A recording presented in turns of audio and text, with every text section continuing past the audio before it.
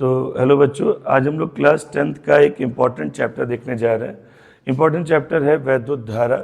और वैद्युत धारा की जो शुरुआत होती है वो वैद्युत आवेश से होती है। आवेश ही धारा का कारण है। अगर आवेश गति करता है और इसी वजह से वैद्युत धारा पैदा होती है। जब भी किसी वैद्युत परिपथ में आवेश गति करेगा तो उससे प्रवाहित होगी धारा। अब ये कैसे प्रवाहित होगी, क्या करेंगे इसके लिए, तो पहले थोड़ा आवेश देखिए क्या है।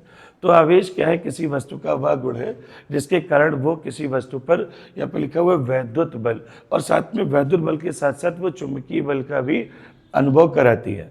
अगर क्योंकि आवेश अगर रुका रहता है तो वो उसे वैद्युत क्षेत्र में लगाता है, बनाता है, और आवेश गतिमान होता है तो वो चुंबकीय क्षेत्र पैदा करता है। इसलिए ये वैद्युत बल भी उत्पन्न करता है और चुंबकीय बल भी उत्पन्न करता है। आवेश दो प्रकार के हैं, एक धन आवेश है, एक ऋण आवेश है। अगर हम धन आवेश की बात करें तो धन आवेश तब आता है जब कोई वस्तु इलेक्ट्रॉन त्यागती है। जब किसी वस्तु इलेक्ट्रॉन त्यागेगी तो वस्तु हो जाएगी धनात्मक, और जब इलेक्ट्रॉन कोई ग्रहण करेगी तो वो कैसी हो जाती है, ऋणात्मक। आवेश का जो मात्रक है वो कूलाम है। आवेश का मात्रक क्या है, कूलाम है। अब वैद्युत धारा क्या है बेटा, किसी वैद्युत परिपथ में आवेश प्रवाह की दर को, यानी आवेश अगर रुका है तो उससे धारा नहीं बहेगी। जब वो गति करता है तो जब भी वो गति करेगा तो उससे धारा बहेगी। तो किसी वैद्युत परिपथ में आवेश के प्रवाह की दर को क्या बोलते हैं, धारा। तो मान लिया किसी परिपथ में टी समय में कितना आवेश प्रवाहित हो रहा है, Q। तो I इक्वल्स टू क्या हो जाएगा, Q अपॉन T। इसका मात्रक क्या है बेटा, कूलाम बटे सेकेंड, या इसी को हम एम्पियर भी बोलते हैं। तो I इक्वल्स टू क्या हो जाएगा, Q अपॉन T। इसके बाद देखिए एमीटर क्या है बेटा। एमीटर एक उपकरण है, ऐसा उपकरण है जो किसी वैद्युत परिपथ में वैद्युत धारा को नापने के लिए किया जाता है। यानी जो धारा है इसको नापेंगे कैसे, तो इसको नापने के लिए हम एमीटर का यूज़ करते हैं।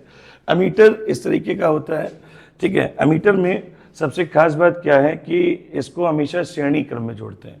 श्रेणी क्रम में जो जोड़ने का रीज़न है कि सारी धारा इसी से होकर जाए। अगर कोई धारा ये नहीं से जाएगी तो ये उसको नाप नहीं पाएगा। तो मीटर को जोड़ने का किस में जोड़ते हैं, वो श्रेणी क्रम में जोड़ते हैं।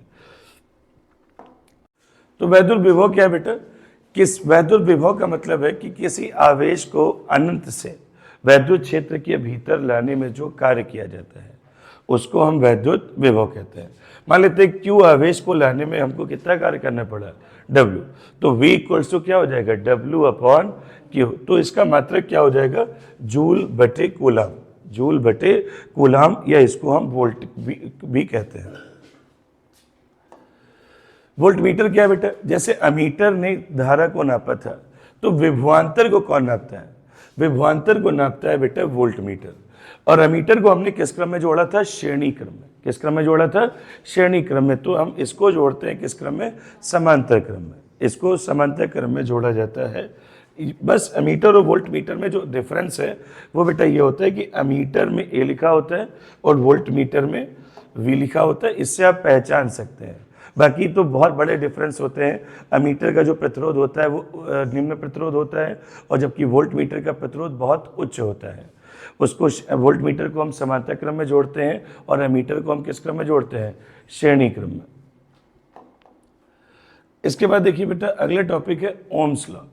ओम का नियम क्या बताता है, ओम का लॉ बेसिकली दो चीज़ों पर सेंटर्ड है। वो बताता है कि विभवांतर के साथ धारा का क्या संबंध है, कैसे कैसे क्या विभव बनेगा, कैसे कैसे धारा बनेगी। तो जैसे जैसे किसी वैद्युत परिपथ में हम विभव का मान बढ़ाते हैं वैसे उसी अनुपात में धारा का भी मान क्या होता है, बढ़ता चला जाता है। अब देखिए किसी चालक से गुजरने वाली जो धारा है, ठीक है, चालक से गुजरने वाली जो धारा है वो किसके अनुक्रमानुपाती है, विभवांतर के सीधे अनुक्रमानुपाती होती है। देखिए विभव का मान धारा के क्या है, बिल्कुल अनुक्रमानुपाती है। प्रपोर्शनल जब हटेगा तो एक कांस्टेंट आ जाता है जिसको हम R बोलते हैं। R क्यों आता है, क्योंकि हम जितना विभव बढ़ाते हैं धारा बढ़ती तो है उसी अनुपात में, मगर उस थोड़ा सा उसको जो चालक का प्रतिरोध है वो उसको क्या कर देता है, रोक देता है, धारा के प्रवाह का विरोध करता है। इसलिए धारा बढ़ती तो है मगर पूरा फुल नहीं बढ़ती। प्रतिरोध क्या करता है, उसके मार्ग में रुकावट डालता है, और इसी को हमने कैपिटल R से लिखा है। कैपिटल R क्या है बेटा, यहाँ पे प्रतिरोध है। V अपॉन I, इसको बोलते हैं वोल्ट अपॉन एम्पियर, या इसका मात्रक क्या होता है, ओम। प्रतिरोध क्या बेटा? किसी चालक का वह गुण, जैसे मैंने अभी आपको बोला कि प्रतिरोध क्या है? जो धारा के प्रवाह का क्या करेगा? विरोध करता है। जो धारा के प्रवाह का विरोध करता है उसी को हम क्या बोलते हैं? प्रतिरोध। और इसको हम ओम से दिखाते हैं। किससे दिखाते हैं बेटा? ओम से। तो आइए एक वैद्युत परिपथ बना के देखते हैं। प्रतिरोध क्या है, ओम क्या है, सारी चीज़ों को समझते हैं। तो किसी भी वैद्युत परिपथ के लिए सबसे मेन चीज़ जो होती है वो सेल है। सेल के बाद अगर हम देखें तो हमारे पास तार होते हैं। ये हमने वायर्स ले लिए इस तरीके से। ये सेल का पॉजिटिव है। अगर हम ड्राई सेल यूज़ कर रहे हैं, ड्राई सेल, तो ड्राई सेल में ये जो जिस तरफ टोपी लगी होती है वो होता है पॉजिटिव, और इसके दूसरा सिरा जो होता है वो होता है निगेटिव। अब किसी सेल में अप्लायंस भी होना चाहिए भाई, किसको चलाना है। अब लगातार परिपथ ना चलता रहे, लगातार करंट ना बहती रहे, तो इसके लिए स्विच भी होता है। हमने स्विच ले लिया और इसको अब इस तरीके से हमने यहाँ पे जोड़ दिया। ये हमारा पूरा परिपथ अभी बना नहीं है। क्यों नहीं बना है? क्योंकि अभी परिपथ हमारा खुला है। जैसे हम इसको इससे क्या करेंगे बेटा?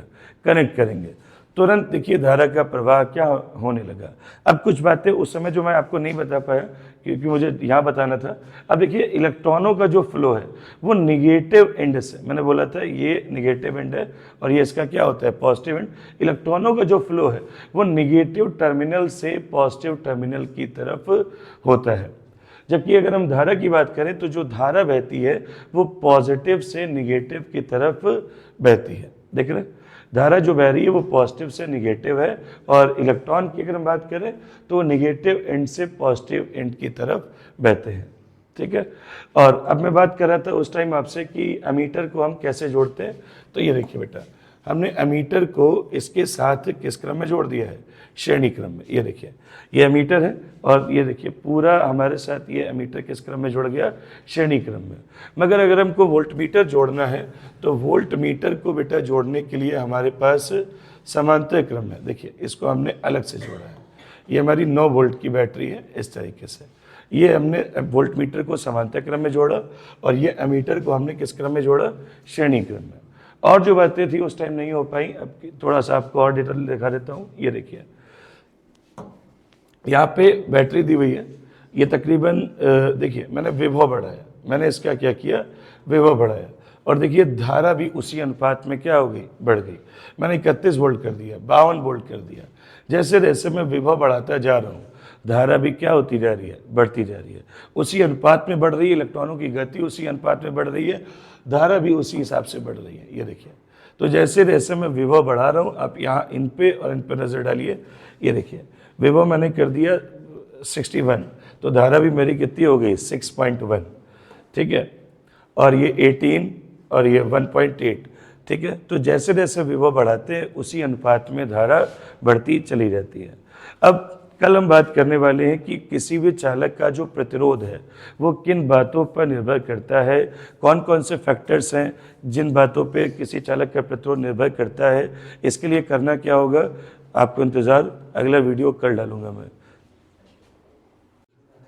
ओके, तो लास्ट टर्न पे हमने बात करी थी कि प्रतिरोधों की निर्भरता क्या है, किन बातों पे प्रतिरोध निर्भर करता है, क्या समस्या है, प्रतिरोध क्या है, कैसे काम करता है। तो प्रतिरोध का मेन काम है कि जो धारा के प्रवाह में रुकावट डाले, उसी को हम क्या बोलते हैं? प्रतिरोध। तो यहाँ पे दिया हुआ है कि प्रतिरोध किन बातों पर निर्भर करता है। नंबर 1 जो दिया है, चालक की लंबाई। अब सपोज अगर कोई तार है जो जितना ज़्यादा लंबा होगा, इलेक्ट्रॉन उसमें उतनी देर ज़्यादा चलेंगे और उतनी मतलब ज़्यादा दूरी कवर करेंगे। तो अब जितना ज़्यादा तार लंबा होगा इलेक्ट्रॉनों को उतना ज़्यादा चलना होगा। इसीलिए जितना उसके लंबाई है, यानी लंबाई के वो क्या होता है? अनुक्रमानुपाती। यानी किसी भी चालक का जो प्रतिरोध है वो लंबाई के क्या है? अनुक्रमानुपाती होता है। दूसरी चीज़ दी हुई है अनुप्रस्थ काट का क्षेत्रफल। अनुप्रस्थ काट का क्षेत्रफल का मतलब क्या है? जैसे कोई तार पतला है तो उसका अनुप्रस्थ काट का क्षेत्रफल क्या हो गया? छोटा। अब इलेक्ट्रॉन को चलने के लिए सिर्फ इतने पैसेज से गुजरना है, और अगर हमने इस अनुप्रस्थ काट को क्या कर दिया? बड़ा, तो अब इलेक्ट्रॉनों को चलने के लिए इतना बड़ा रास्ता है, तो इनके बीच में प्रतिरोध क्या हो जाएगा? कम। यानी क्षेत्रफल के वो क्या हो जाते हैं बेटा? व्युत्क्रमानुपाती हो जाते हैं। लंबाई के वो अनुक्रमानुपाती हैं और क्षेत्रफल के वो क्या है बेटा, व्युत्क्रमानुपाती हैं। तीसरी बात अगर हम देखें, अलग अलग सामग्रियों का, यानी कि जो पदार्थ है हमने किस पदार्थ का लिया है। पदार्थ का मतलब जैसे हमने चांदी का तार लिया, तांबे का तार लिया, नाइक्रोम का तार लिया, जिसका भी तार लेंगे उस पदार्थ की प्रकृति पर भी निर्भर करता है कि हम किस चीज़ का तार ले रहे हैं। ठीक है, सबसे अच्छा जो चालक है वो चांदी को माना जाता है, बट कॉस्टली पड़ता है, इसीलिए हम तांबे का यूज़ करते हैं। तो इन 3 फैक्टर्स पे किसी भी चालक का प्रतिरोध निर्भर करता है। अब इससे देखिए फॉर्मूला क्या बनता है, लंबाई के वो क्या हो गया, अनुक्रमानुपाती, क्षेत्रफल के वो क्या हो गया, व्युत्क्रमानुपाती। दोनों समीकरणों को हमने मिला लिया और क्या बन गया, L/A। प्रपोर्शनल जब हटता है तो कांस्टेंट कितना आ जाता है बेटा, रो, और ये रो यहाँ पे क्या है, प्रतिरोधकता है। रो यहाँ पे क्या है, प्रतिरोधकता है। अब इसका मात्रक क्या होगा बेटा, प्रतिरोध का तो मात्रक ओम होता है, तो प्रतिरोधकता का मात्रक क्या होता है। तो इसके लिए क्या करेंगे, रो को हमने यहीं पर रोक लिया देखिए, और इसको उधर गुणा करा दिया RA/L। प्रतिरोध का मात्रक होता है ओम, और क्षेत्रफल का होता है मीटर स्क्वायर, और लंबाई का भी क्या होता है, मीटर, और इससे ये कट जाता है, इसका मात्रक आ जाता है ओम मीटर। तो प्रतिरोध का मात्रक है बेटा ओम, और प्रतिरोधकता का मात्रक क्या होता है, ओम मीटर। इसके बाद देखिए प्रतिरोधों को किस प्रकार से जोड़ा जाता है किसी वैद्युत परिपथ में।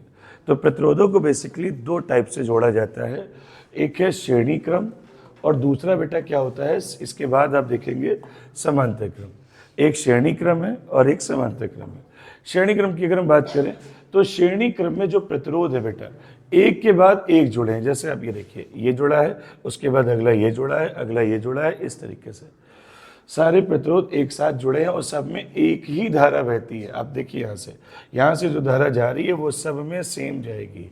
तो श्रेणी क्रम पहचानना, अगर आप न्यूमेरिकल लगा रहे होंगे, श्रेणी क्रम में पहचानने के लिए आपको बस केवल एक बात का ध्यान रखना है, अगर धारा सब में समान है तो उनको आप श्रेणी क्रम में रखिए, और धारा अलग अलग है तो उनको आप समांतर क्रम में रखिए।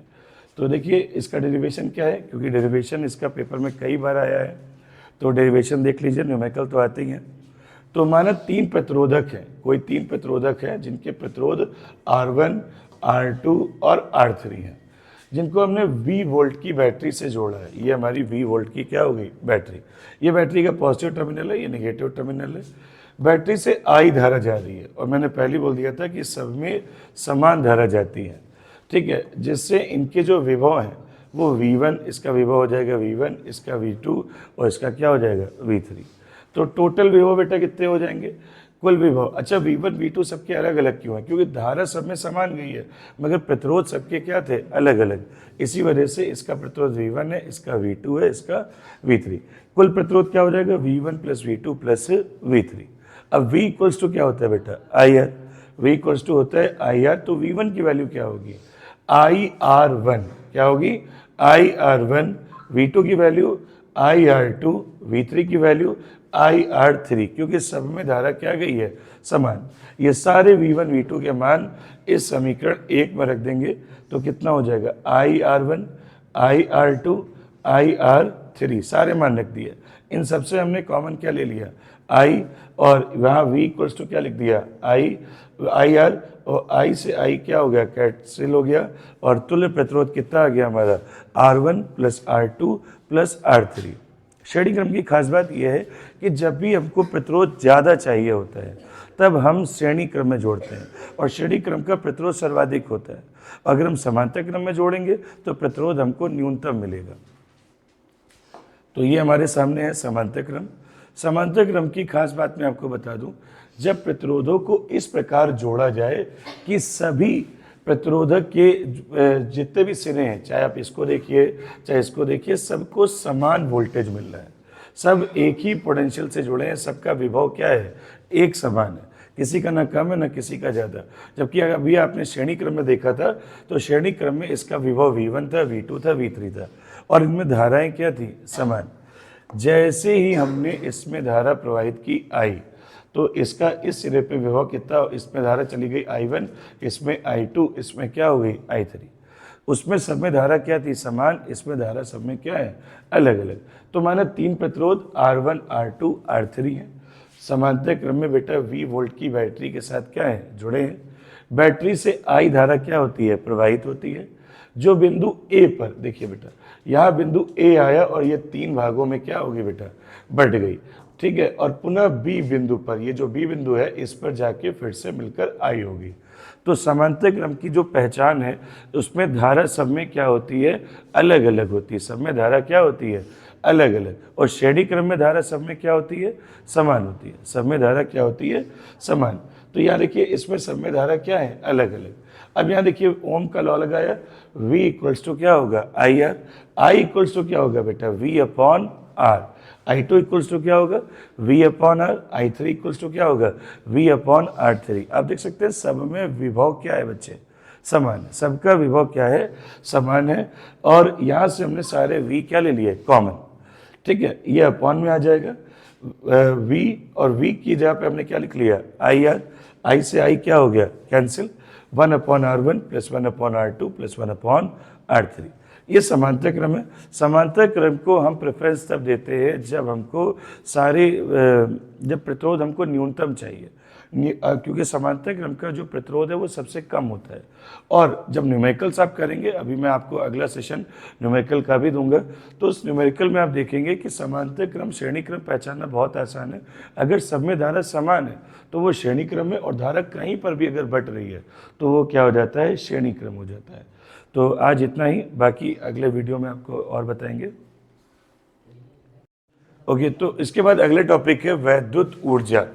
वैद्युत ऊर्जा क्या है कि किसी वैद्युत परिपथ में, किसी वैद्युत परिपथ में जो आवेश प्रवाहित होता है, यानी आवेश जब परिपथ में, जैसे ये सारे परिपथ आपको इलेक्ट्रिक वायर्स आपको दिखेंगे, उनमें ये जो आवेश प्रवाहित होता है, तो कोई भी चीज़ अगर चलती है तो उसमें ऊर्जा लगती है।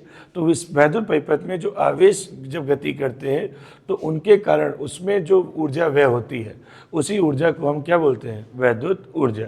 क्योंकि ये आवेशों की गति के कारण है, इसीलिए हम इसको वैद्युत ऊर्जा बोलते हैं। इसको कैलकुलेट कैसे करेंगे, V इक्वल्स टू होता है W अपॉन Q।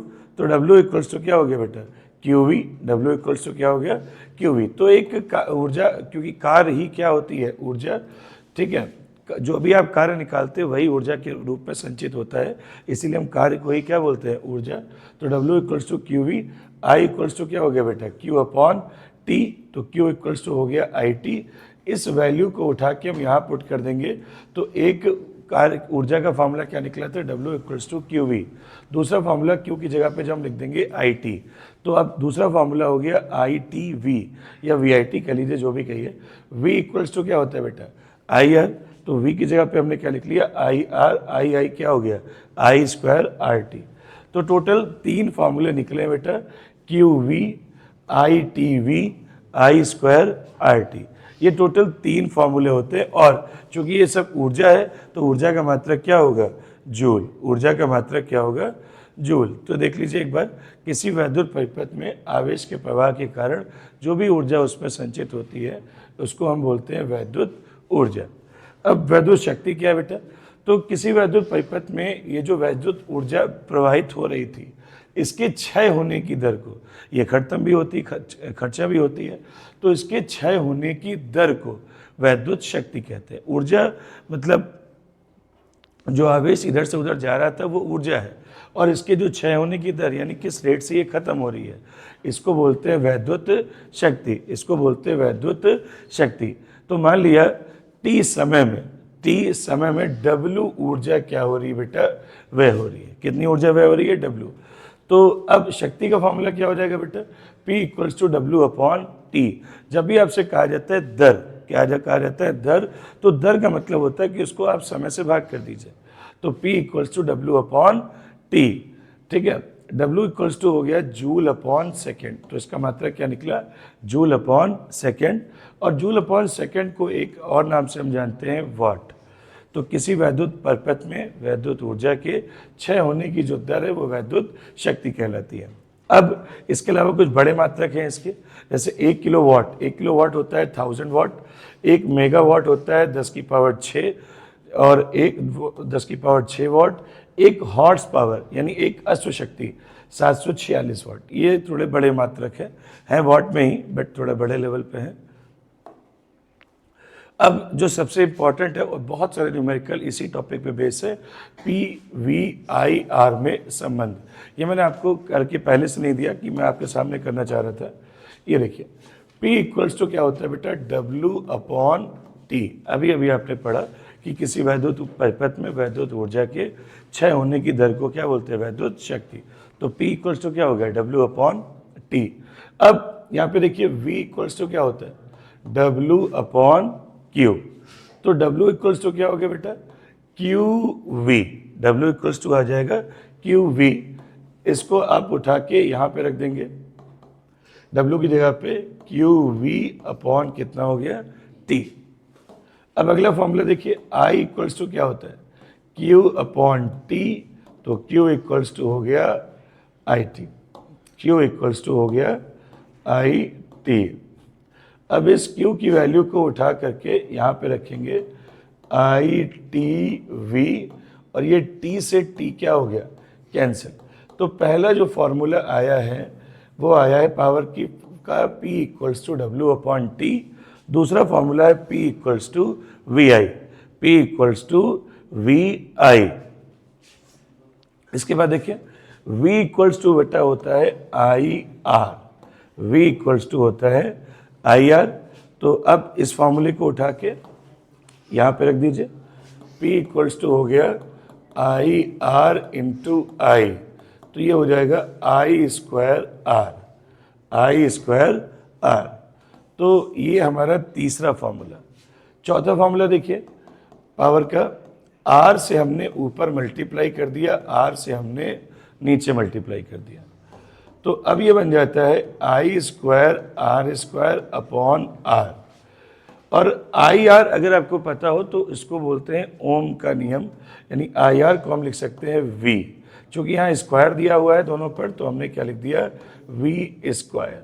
तो टोटल PVIR में यानी पावर के अब तक 4 फार्मूले आपने देख लिए। पहला फार्मूला है P equals to W/T, P equals to VI, P equals to VI। अगला है P इक्वल्स टू I²R, और जो लास्ट फार्मूला है P इक्वल्स टू V²/R। क्योंकि अभी जब न्यूमेरिकल वाला मैं वीडियो डालूंगा तो उसमें इन सारे फार्मूलों के यूज़ होंगे, काफ़ी यूज़ होंगे। जितने मैंने फार्मूले यहाँ पे सब आपको कराए, इन सारे फार्मूलों का यूज़ उसमें होगा। एक लास्ट टॉपिक बचा है, किलोवाट। तो वैद्युत ऊर्जा का अगला मात्रक है, हालांकि जूल भी वैद्युत ऊर्जा का मात्रक है, अगला मात्रक होता है किलोवाट घंटा। किलोवाट घंटा क्या है बेटा, ये जो आपके घर में वैद्युत धारा आती है, ये इसको कैसे नापते हैं, तो इसको नापा जाता है किलोवाट घंटा में। ये वैद्युत ऊर्जा का मात्रक है। इसका फॉर्मूला है वाट घंटा दिन अपॉन 1000। अभी जब इसके हम लोग न्यूमेरिकल करेंगे तब उसमें ये आपको और अच्छे से क्लियर हो जाएगा कि इसको यूज़ कैसे करते हैं। सपोज़ आपके घर में कोई 100 वाट की चीज़ है, 100 वाट की चीज़ है जो दिन में 10 घंटे चल रही है, दिन में 10 घंटे चल रही है, और एक दिन में उसके जलने से कितनी बिजली आती है, 1 किलोवाट घंटा। इसी के हिसाब से, या इसको यूनिट भी बोलते हैं, जो आप लोग घर में एक यूनिट देते हैं कि आपका बिल कितने रुपए यूनिट आ रहा है, 7 रुपये यूनिट, 5 रुपये यूनिट, जो भी आपका रेट होता है, वो यूनिट का मतलब पूरा किलोवाट घंटा होता है। अगर आपका मैंने जो बताया 100 वाट का बल्ब अगर दिन में 10 घंटा जलता है तो 1 यूनिट बिजली आती है, अर्थात 7 रुपये या जो भी आपके यहाँ रेट होता हो उस हिसाब से उसको मल्टीप्लाई करके बिजली का बिल जमा किया जाता है। तो किलोवाट घंटा जो है बेटा, ये वैद्युत ऊर्जा का मात्रक है। अगली वीडियो जो आपकी होगी वो न्यूमेरिकल से रिलेटेड होगी, जो भी मैंने टॉपिक आपको कराए हैं। तो जुड़े रहें हमारे साथ, लाइक और सब्सक्राइब करें।